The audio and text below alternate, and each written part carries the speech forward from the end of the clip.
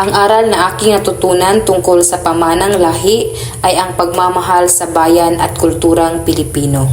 Pinapaalala ng tula na huwag kalimutan ang ating pinagmulan, mga kaugalian at pagpapahalaga bilang Pilipino. Ang pagkakaisa, bayanihan at nasyonalismo ay mga kayamanang dapat ipagmalaki at ipamana. Pangalawa naman na aking natutunan ay ang pagpapatuloy ng kabayanihan at kabutihan.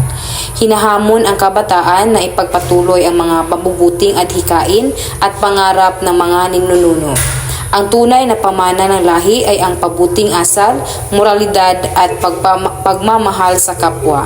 At ang pangatlo naman ay ang pag-asa at pagbago. Sa kabila ng mga hamon sa lipunan, ang bawat Pilipino ay may kakayahang mag-ambag sa pag-unlad ng bansa. Ang pagbangon at pagkakaisa ay simbolo ng bagong umaga para sa bayan. Yun lamang po at maraming salamat.